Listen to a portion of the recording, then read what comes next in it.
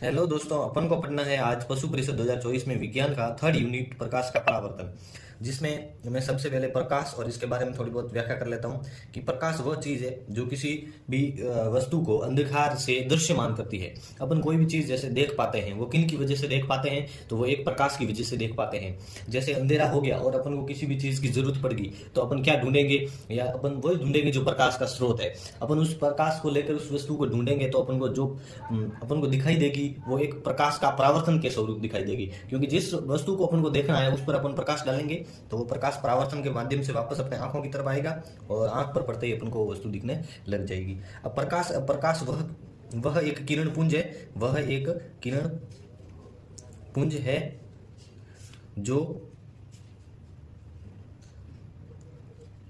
वस्तुओं को अंधेरे से दृश्यमान के रूप में हमें दिखाई जाती है। अर्थात प्रकाश एक सरल रेखीय गति में चलता है, जिसे हम किरण कहते हैं। क्या कहते हैं? किरण कहते हैं। और इस घटना में अपन बहुत सारी वस्तुओं को देख पाते हैं परावर्तन के ही माध्यम से, यानी कि जिस वस्तु को जैसे अपन को देखना है वह वस्तु द्वारा प्रकाश का परावर्तन होता है और हमारे आंखों पर पड़ता है और रेटिना के माध्यम से हम उनको अच्छी तरीके से देख पाते हैं। फिर इसके बाद में अपन देखेंगे कि परावर्तन के नियम है, और या फिर इसको नियम या शर्तें। तो पहला नियम व शर्तें हैं कि जो आपतन कोण होता है, आपतन कोण व परावर्तन कोण का मान बराबर होता है। सेकंड है आपतित किरण अभिलंब तथा परावर्तित किरण तीनों ही एक ही तल में स्थित होते हैं।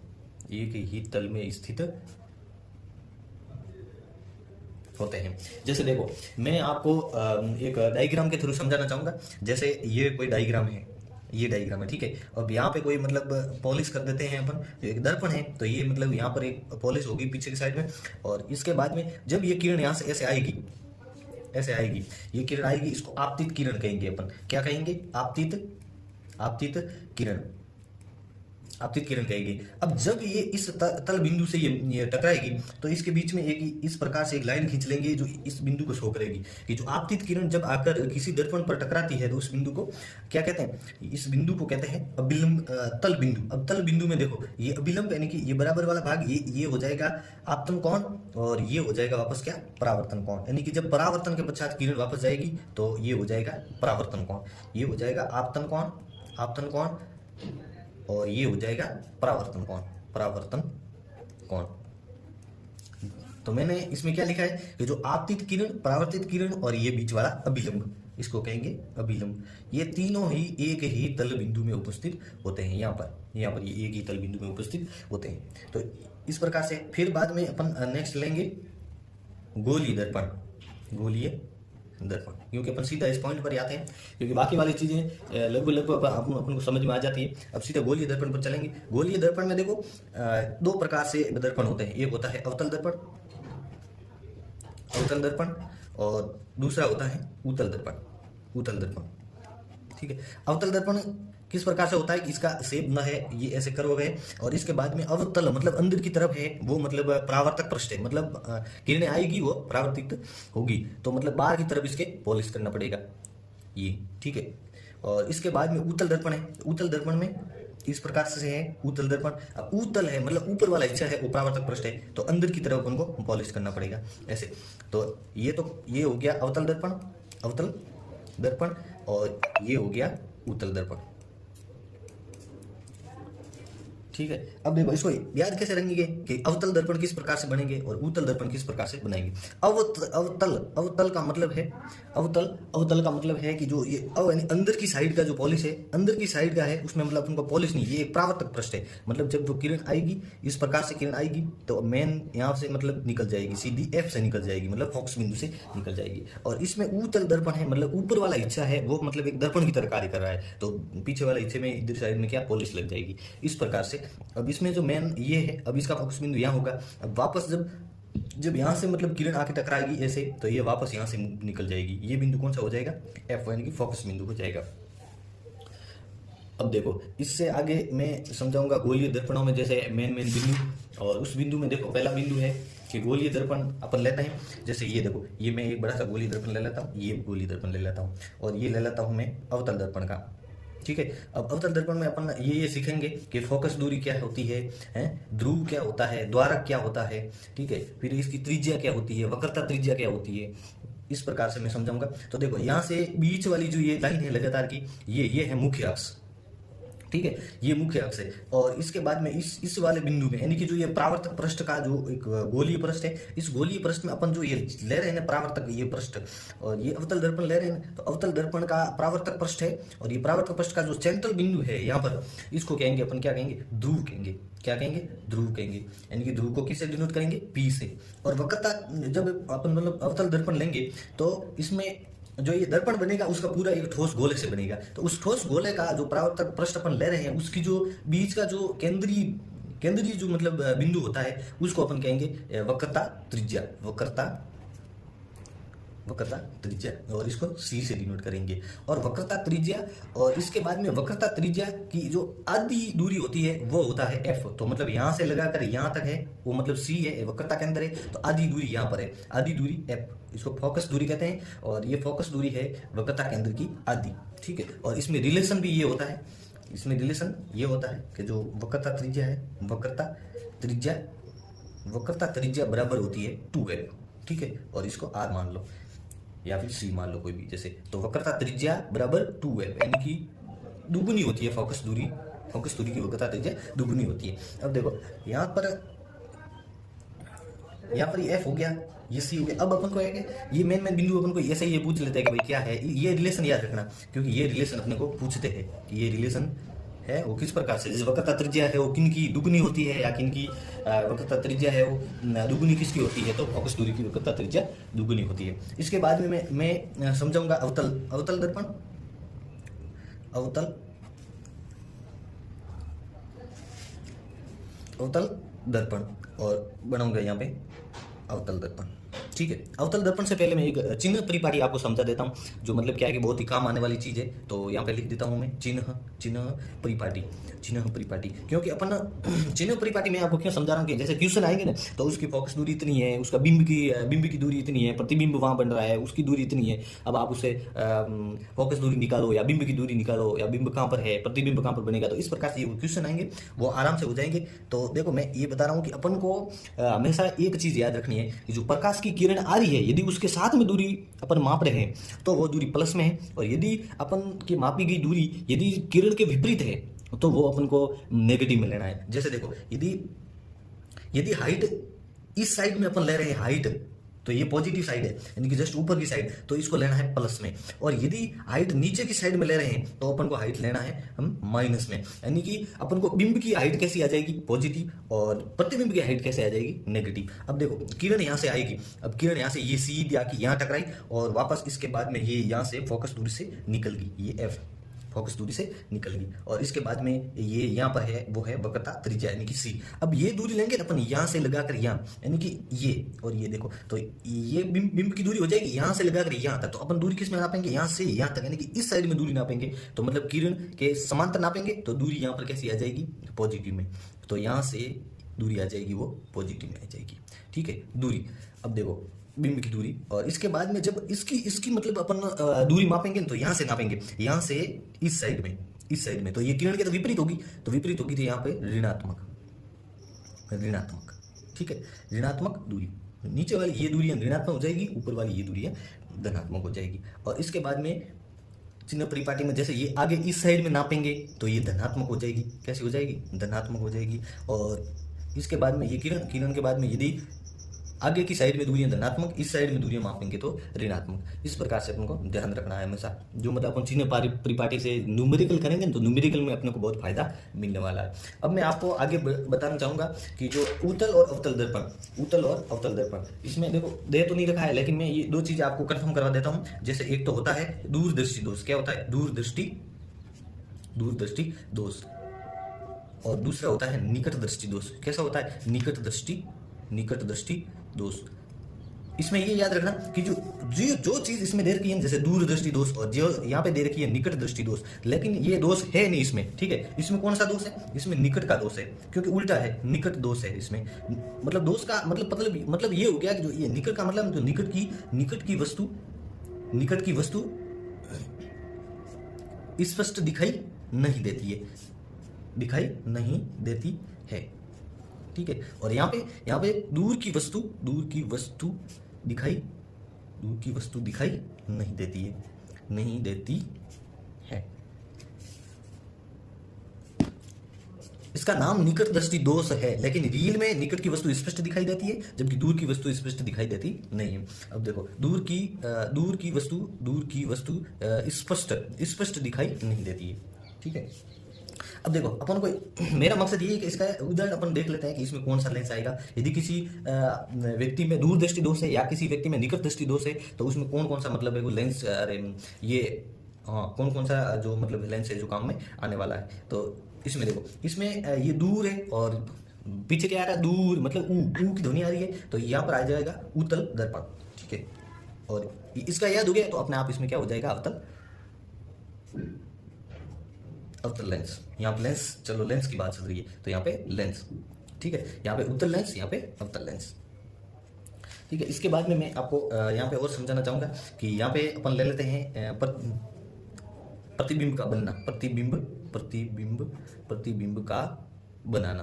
अपन प्रतिबिंब कैसे बनाएंगे उसके बारे में समझाऊंगा। और किस चीज में प्रतिबिंब अपन बना रहे हैं तो पहले ले लेते हैं अवतल दर्पण से प्रतिबिंब अपन किस प्रकार से बनाएंगे तो ये ध्यान रखना। ये तो हो गया इसका मुख्य अक्ष, और अवतल है तो अवतल है, अंदर की साइड में परावर्तक पृष्ठ है, बाहर की साइड में अपन पॉलिश कर देंगे। ये मैंने पॉलिश कर दी यहाँ पे बाहर की तरफ। अब ठीक है, अब देखो यहाँ पर है अनंत दूरी, यहाँ पर कैसी है? अनंत दूरी। यहाँ पर है वक्रता त्रिज्या, यहाँ पर है F और यहाँ पर है ये P। अब इन चीज को अपन याद रखेंगे। ठीक है, इस चित्र के माध्यम से अपन याद रखेंगे तो अपन परिभाषा भी बना सकते हैं कि जो आने वाली जो ये है किरणें, वो एक तो ये परावर्तक है, ये नियम याद रखना दो कि जो आने वाली किरण है वो हमेशा फोकस दूरी से गुजरेगी। ठीक है, और एक याद रखना, जो वक्रता त्रिज्या से जो आएगी ना, ऐसे वक्रता त्रिज्या से आने वाली किरण हमेशा आकर परावर्तक पृष्ठ से टकराकर पुनः उसी दिशा में लौट जाती है। ये दो याद रखना, जो अपने आप में प्रतिबिंब बन जाएगा। बाकी तो और भी चीजें हैं। किरण मतलब ये फोकस दूरी से ऐसे आ रही है, परावर्तक होकर ये मुख्य फोकस पर आ रही है, और नीचे ये भी ऐसे भी दे रखा है कि यहाँ ऐसे किरण आएगी। अब परावर्तन के पश्चात वापस ये एफ से गुजर जाएगी। अब यहाँ पर ठीक है, अब देखो जो अनंत दूरी पे, अब मैं यहाँ पे एक टेबल बना देता हूँ जो टेबल के माध्यम से अपन सीखेंगे। ठीक है, अनंत दूरी होगी ना, अनंत दूरी पर मतलब क्या होगा? अब यहाँ पे मैं लिख देता हूँ, एक तो प्रतिबिंब और एक ले लेता हूँ नहीं, पहले मैं बिंब ले लेता हूँ, बिंब और दूसरे नंबर पे ले लेता हूँ प्रतिबिंब। ठीक है, जो क्या है अपने को ये आराम से अपन को याद रह जाएगा। अब देखो मैं यहाँ पे ले ला रहा हूँ कि दूरी यदि अनंत है तो बिंब कहाँ पर है? अनंत पर है। यहाँ पे लिख देता हूँ मैं अनंत पर, बिंब अनंत पर है। जबकि प्रतिबिंब कहाँ बनेगा? अनंत से जो आने वाली प्रकाश की किरण है वो हमेशा एफ से गुजरेगी सब। तो यहाँ पर क्या प्रतिबिंब कहाँ बनेगा? एफ पर बनेगा। ठीक है, अब अगली वाली मैं बिंब ले लेता हूँ कहाँ पर? मतलब अनंत तथा सी के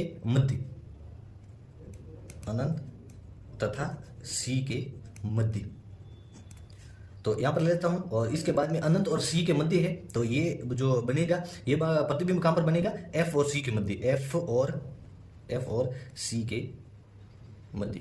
ठीक है, मतलब ये चीज याद रखना कि अनंत पर है तो ये एफ पर बनेगा प्रतिबिंब। ठीक है, अब जस्ट आगे आई है, ये न कि सी पर है, अनंत और सी के मध्य है तो ये भी एफ व सी के मध्य, यानी कि आप बिंब को ऐसे ऐसे खिसकाओगे आगे, तो ये मतलब प्रतिबिंब अपने आप धीरे धीरे ये आगे की ओर ऐसे ऐसे खिसकता जाएगा। अब देखो पहले एफ पर था, अब प्रतिबिंब का, अब यहाँ पे ये मतलब बिंब को आगे खिसकाया सी व अनंत पर के बीच में, तो प्रतिबिंब भी कहाँ खिसक गया, एफ से थोड़ा यहाँ पर बीच में खिसक गया, तो एफ और सी के मध्य खिसक गया। अब मैं ये दो तो अपनी कंडीशन होगी। अब अगली कंडीशन क्या है, अपन कह लेंगे यानी कि जब प्रतिबिंब कहां पर हो, सी पर हो, तो बिंब कहां पर है, सी पर। यदि बिंब सी पर है तो फिर देखो यहां तक तो प्रतिबिंब आ गया था, अब अगले वाला प्रतिबिंब कहां बनेगा, सी पर ही बनेगा। तो यदि सी पर बिंब है तो प्रतिबिंब भी सी पर बनेगा। कहां पर बनेगा, सी पर। ठीक है, अब इसके अगले वाला और मैं आपको बता देता हूं। अब प्रतिबिंब आगे आगे तरफ खिसकता जाता है इस प्रकार से। देखो कि अगली बार मैं सी व एफ के बीच में यहां पर बिंब लूंगा, सी व एफ के बीच में यहां पर बिंब लूंगा, तो प्रतिबिंब कहां बनेगा, सी से परे बनेगा। कहां पर बनेगा, सी से परे। तो मैं अगला यहां पर ले लेता हूं, जब बिंब और प्रतिबिंब, प्रतिबिंब यदि बिंब कहां पर है, सी व एफ, सी व एफ के मध्य, सी व एफ के मध्य है, तो प्रतिबिंब कहां बनेगा, सी से परे, सी से परे, मतलब वक्रता त्रिज्या से परे। ये चीज याद रखना। यानी कि जिस प्रकार से अपन ऐसे बिंब खिसका रहे हैं उसी प्रकार से प्रतिबिंब भी आगे की तरफ खिसकाना है। मैं आपको मतलब ये बता देता हूं कि आपको आराम से याद रहेगा। एक बार ध्यान लगा के एकदम मेरी बात सुन लेना कि जब अनंत पर है तो अपन को फोकस बताना है कि जब प्रतिबिंब अनंत पर है तो बिंब अनंत पर है तो प्रतिबिंब फोकस पर बनेगा। अब अपन को बिंब आगे लाना है, तो देखो ये वक्रता त्रिज्या और ये अनंत तो गया, अनंत और वक्रता त्रिज्या के बीच में लाएंगे बिंब, तो ये भी आगे की खिसकेगा। तो पहले एफ पर बन रहा था, अब कहां पर बनेगा, सी व एफ के मध्य बनेगा। यानी कि जिस प्रकार से अपन बिंब को इस साइड में धीरे धीरे लाएंगे उसी प्रकार से प्रतिबिंब भी धीरे धीरे इस साइड में खिसकेगा। बिंब इस साइड में जाएगा तो प्रतिबिंब इस साइड में जाएगा। और बिंब पहले अनंत पर था तो एफ पर बन रहा था प्रतिबिंब, अब बिंब सी और अनंत के बीच में यहां पर है तो ये एफ और सी के मध्य यहां पर बनेगा। अब ये जिस प्रकार ये सी पर आ गया तो ये भी सी पर आ गया। अब ये सी व एफ के मध्य है तो ये सी से परे बनेगा। और ये इसके बाद में यदि ये एफ और पी ये ध्रुव इनके मध्य, जब ये एफ पर सी व एफ के सी पर आ गया, अब सी व एफ के मध्य आ गया, अब कहां पर आ जाएगा, ये एफ पर आ जाएगा। जब बिंब एफ पर है तो प्रतिबिंब दर्पण से आगे अनंत पर निर्माण होगा। ठीक है, और जब एफ तथा पी, एफ तथा पी मतलब ध्रुव के बीच में है बिंब, तो प्रतिबिंब का निर्माण होगा, वो कहां पर होगा, दर्पण के पीछे इसका निर्माण होगा। और कैसा होगा, आभासी और सीधा। एकमात्र यही स्थिति है, आभासी व सीधा, एकमात्र अवतल दर्पण की यही स्थिति है। एफ यानी कि फोकस बिंदु, यानी कि फोकस जो बिंदु होता है वहाँ, तथा ध्रुव दोनों के मध्य जब बिंब होता है तो प्रतिबिंब की स्थिति बनती है वो दर्पण के पीछे बनती है। और वो कैसी बनती है, आभासी और सीधी बनती है। तो ये इंपॉर्टेंट है, ये याद कर लेना, ये इंपॉर्टेंट है कि आभासी और सीधा प्रतिबिंब अवतल दर्पण में कब बनता है, जब बिंब की स्थिति एफ तथा पी ध्रुव के यानी कि दोनों के बीच में स्थित हो। जब एफ पर स्थित है तो दर्पण से आगे अनंत पर इसका निर्माण होगा प्रतिबिंब का, ये ध्यान रखना। और इसके बाद में प्रतिबिंब कैसा बनेगा, हमेशा अवतल दर्पण में हमेशा नहीं बनेगा, ये याद रखना। प्रतिबिंब बनेगा अवतल दर्पण में वास्तविक और उल्टा बनेगा। कैसा बनेगा, वास्तविक और उल्टा। लेकिन फोकस बिंदु यानी कि फोकस दूरी तथा ध्रुव के मध्य जब बिंब रहेगा तो दर्पण के पीछे बनेगा और वो बनेगा आभासी व सीधा। तो ये याद रखना, ठीक है, कि दर्पण के जो पीछे प्रतिबिंब बनेगा उसकी स्थिति कैसी होगी, तो वो आभासी व सीधा बनेगा। बाकी अवतल दर्पण में वास्तविक और अधिकांश प्रतिबिंब है वो अवतल दर्पण में वास्तविक तथा उल्टे निर्माण होते हैं। और इसके बाद में मैंने पीछे एक चिन्ह परिपाटी मैंने आपको बताई थी, जैसे ये चिन्ह परिपाटी, ठीक है, जैसे अवतल दर्पण की चिन्ह परिपाटी। इसमें देखो अपन ने हमेशा दूरी यानी ध्रुव से नापी जाएगी, पी कहते हैं इसको, ठीक है, ध्रुव से नापी जाएगी। अब देखो जैसे बिंब की दूरी है, ये बिंब है जैसे, तो बिंब की दूरी कैसे नापी जाएगी, ध्रुव से नापी जाएगी, यानी कि इस साइड में नापी जाएगी दूरी। और ये यहाँ से इधर किरण आती है, और यानी कि प्रकाश जिस साइड में चलता है वो धनात्मक है, इसके विपरीत अपन दूरी ले रहे हैं, यानी कि ध्रुव से इस साइड में नाप रहे हैं दूरी, तो ये कैसी हम रहेगी, हमेशा ऋणात्मक रहेगी। कैसी रहेगी, ऋणात्मक रहेगी। ये याद रखना। और इसके बाद में आगे मैं आपको ये समझा लेता हूँ। जैसे ये अवतल दर्पण का अपन ने प्रतिबिंब बनाना सीख लिया। जैसे किस प्रकार से अवतल दर्पण में प्रतिबिंब बनता है कि ये जो बिंब अपन यहाँ से स्टार्ट करेंगे, यानी कि बिंब जब अनंत पर हो तब मतलब अपने मतलब प्रतिबिंब बनेगा वो फोकस बिंदु पर बनेगा, फोकस दूरी पर बनेगा, यहाँ पे एफ पर केंद्रित होगा। अब धीरे धीरे ये आप खिसकाना है। जैसे पहले अनंत पर था, अब अनंत और सी के मध्य लाना है, फिर सी पर लाना है, फिर सी तथा एफ के मध्य लाना है, फिर एफ पर लाना है, फिर एफ तथा पी के मध्य लाना है, यानी कि हाफ ऐसे खिसकाना है।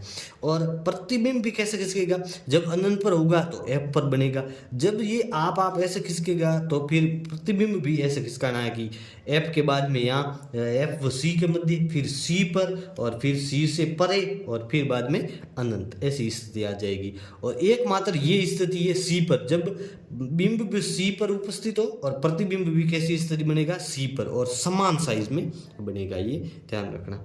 और इसके बाद में मैं उत्तल दर्पण की बात कर लेता हूँ। उत्तल दर्पण, ठीक है, उत्तल दर्पण, उत्तल दर्पण। और उत्तल दर्पण का निर्माण कैसे होगा, इसमें अपन सीखेंगे प्रतिबिंब बनाना सीखेंगे, ठीक है। और प्रतिबिंब बनाना सीखें तो मैं उत्तल दर्पण बना लेता हूँ कि जैसे ये उत्तल दर्पण है। उत्तल दर्पण में ऊपर वाली साइड है वो परावर्तन के पृष्ठ के रूप में कार्य करेगी, तो अंदर वाले के रूप में मैं यहाँ पे पृष्ठ में पॉलिश कर दूंगा, ठीक है। फिर बाद में ये होगी मुख्य फोकस अक्ष हो जाएगी। फिर इसके बाद में फोकस बिंदु इसका कहाँ पर होगा, यहाँ पर होगा फोकस बिंदु, और यहाँ पे क्या हो जाएगा, वक्रता केंद्र, वक्रता केंद्र या वक्रता त्रिज्या, और ये हो जाएगा एफ। जब यहाँ से किरण आएगी तो सीधी ऐसे निकल जाएगी ऊपर, ठीक है। और इसका ये पीछे एफ पर आती हुई प्रतीत होगी इस प्रकार से, ठीक है। और ऐसे एफ पर जब इसमें सिर्फ एक ये याद रखना, इसमें सिर्फ दो ही स्थिति बनती है। एक तो जब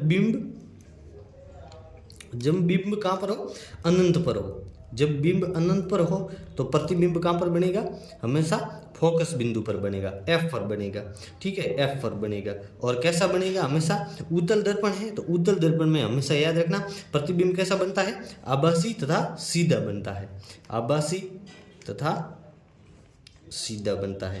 एक ये स्थिति है। इसके बाद में बिंब की स्थिति दूसरी आ जाती है। दूसरी बिंब की स्थिति है जब अनंत से जस्ट अनंत तथा अनंत से आगे की साइड, मतलब अनंत से जस्ट आगे, मतलब दूसरी स्थिति आ जाती है वक्रता त्रिज्या पर, मतलब सी तथा अनंत के बीच में, सी तथा अनंत के बीच ये स्थिति आ जाती है। जब ये स्थिति आ जाती है तो प्रतिबिंब कहाँ पर बनेगा, इसका प्रतिबिंब बन जाएगा फिर एफ तथा पी के मध्य बन जाएगा, ठीक है। जब बिंब कहाँ पर है, पी, यहाँ पे पी लिख देना, पी यानी कि ध्रुव, यहाँ पर ये क्या है, पी ध्रुव, यानी कि ध्रुव तथा अनंत के बीच में होगा तो इसकी स्थिति कैसे बनेगी, एफ व पी के बीच बनेगी। और कैसी बनेगी, आभासी तथा सीधा, यानी कि सदैव हमेशा उत्तल दर्पण में जो प्रतिबिंब बनेगा वो आभासी तथा सीधा बनेगा, ठीक है। और ये दो ही स्थिति है जो मतलब उत्तल दर्पण में प्रतिबिंब, ये दो ही स्थिति में उत्तल दर्पण में प्रतिबिंब बनता है, ये याद रखना। इसके बाद में मैं आपको ये समतल दर्पण के बारे में थोड़ा बहुत बता देता हूँ। समतल दर्पण में ये देखो, मैंने थोड़ा बहुत ये लिखा हुआ है, इसमें ये देख लेना कि समतल दर्पण में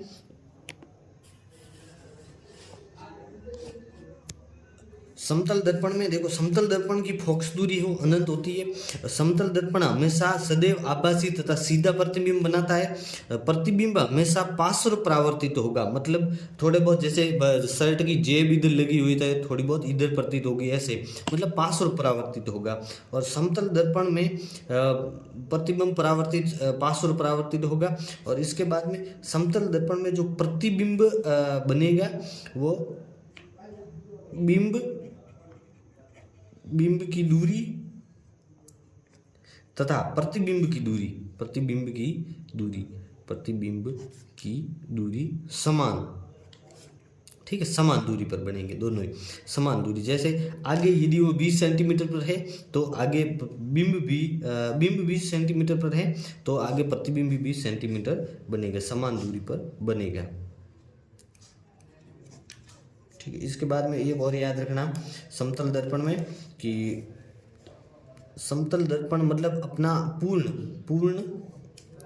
पूर्ण लंबाई किसी वस्तु की देखनी है, किसी वस्तु की देखने के लिए, ठीक है। तो समतल दर्पण आधी लंबाई का होना चाहिए, कम से कम मतलब हाफ होना चाहिए, आधी लंबाई का होना चाहिए। और इसमें एक चीज़ ये याद कर लेना कि जैसे देखो कि अपन जैसे ये से दे रखा है कि जैसे कितने प्रतिबिंब बनेंगे, ये समतल दर्पण पर ऐसे मतलब क्वेश्चन आते हैं। तो देखो जैसे ये क्वेश्चन आ गया कि जैसे यदि दोनों समतल दर्पण हैं वो आपस में यदि 30 डिग्री पर, ठीक है, ऐसे मैं क्वेश्चन लिख देता हूँ मैं, दोनों समतल दर्पण आपस में समांतर 30 डिग्री कोण पर हैं तथा प्रतिबिंब की संख्या बताइए। ये जैसे क्वेश्चन आ गया, ठीक है। तो इसको कैसे करेंगे, इसको करेंगे 360/θ करेंगे, ये हमेशा याद रखना 360/θ। अब देखो स्थिति दो आती है, जैसे एक तो आती है कौन सी स्थिति, सम, और एक आ जाती है कैसी स्थिति, विषम। यानी कि अपन जब इनका भाग देंगे 360 में थीटा का भाग देंगे तो कैसी स्थिति आ जाएगी। देखो 360 में जैसे 30 का भाग दिया तो ये कट गया और ये आंसर आ गया 12, ठीक है। तो 12 आ गया आंसर। अब 12 देखो यदि सम है, ठीक है, तो n-1 करना है, यानी कि 12 - 1 करना है। तो इसका आंसर कितना आ जाएगा, इसका आंसर आ जाएगा 11, ठीक है। और यदि विषम संख्या आ जाए, जैसे 11 आ गया, 9 आ गया, ऐसी आ गया, तो विषम में देखो यदि सममित द्विध्रुव है, क्या मतलब प्रतिबिंब है वो सममिति के अंदर है, मतलब सममिति बीचों बीच में सममित है, तो मतलब उसका प्रतिबिंब है प्रतिबिंबों की संख्या कितनी बनेगी, तो n-1। और यदि असममित है, यदि असममित है तो कैसा हो जाएगा, n का n हो जाएगा, ठीक है। ये देख लो, इस प्रकार से याद रखना कि देखो यदि ऐसा पूछ ले कि दोनों समतल दर्पण आपस में समांतर 30 डिग्री कोण पर है तथा प्रतिबिंब की संख्या बताइए, मतलब तो देखो 360/θ करना है और उसमें जैसे ये 12 आ गए। अब 12 सम है या विषम है, जैसे सम है तो n-1 करना है। सीधा पूछ ले कि प्रतिबिंब की संख्या कितनी होगी, तो सीधा सम आ गया तो n-1 करना है। और यदि विषम आ गया और यदि ऐसा पूछ लिया कि सममित में मतलब प्रतिबिंब रखा हुआ है, बीचों बीच में रखा हुआ है, या फिर असममित में रखा हुआ है प्रतिबिंब, तो मतलब यदि सममित दे रखा है तो n-1 करना है और असममित दे रखा है तो n का n करना है। इस प्रकार से अपन सीधी ही प्रतिबिंब की संख्या निकाल देंगे, ठीक है। और इस प्रकार से लगभग ये अपने दर्पण वाला है। प्रकाश का परावर्तन ओनली फॉर दे रखा है, तो बाकी अपन को ज़्यादा मतलब इसमें पढ़ने की जरूरत नहीं है, क्योंकि बाकी प्रकाश में आजकल मतलब बाकी वाले पढ़ाते हैं प्रकाश का परावर्तन, अपवर्तन, लेंस, बाकी सब पढ़ाते हैं, लेकिन अपने को ऐसा पढ़ना नहीं है। अब बाकी एक मैं आपको सूत्र लिखा रहा हूँ, जैसे 1/v + 1/u = 1/f, ये सूत्र याद करके जाना बस कंप्लीटली, ठीक है। और बाद में अपन को जो मतलब जिस प्रकार से पूछ लिया, जैसे 1 अपन को v क्या है, प्रतिबिंब है, u क्या है, बिंब है, और f क्या, फोकस दूरी है। और अपन को चिन्ह परिपाटी याद करके जाना पूरी अच्छी तरीके से, जैसे ये पीछे मैंने लिखाई हुई है ये चिन्ह परिपाटी, जैसे ये कहाँ पे, ये देखो चिन्ह परिपाटी है। चिन्ह परिपाटी याद करके जाना कि मतलब बिंब है, यदि उत्तल दर्पण है यदि उत्तल दर्पण है तो अंदर पॉलिश होगी, बाहर की साइड होगा, तो यहाँ से ये टकराएगी प्रकाश की किरण, और ये सीधी सीधी यहाँ से मतलब पी ध्रुव से ऐसे, यानी प्रकाश की ही तरफ से अपन नाप रहे तो धनात्मक आएगी हमेशा U, और V भी धनात्मक आएगा, ठीक है। और इसके बाद में यदि वो अवतल दर्पण दे रखा है तो ये एक स्थिति याद रखना जो आपके न्यूमेरिकल लेवल लगभग कंप्लीट हो जाएगा, ठीक है। और बाकी अपन नेक्स्ट जो अपने हैं वो हम पढ़ेंगे आनुवांशिकी की मेन मुख्य शब्दावली, जो अपन आगे पढ़ेंगे, ठीक है। और अपने चैनल को सब्सक्राइब करना, लाइक करना, शेयर करना, ताकि बाकी वालों भी फायदा हो सके, ठीक है। थैंक यू, धन्यवाद।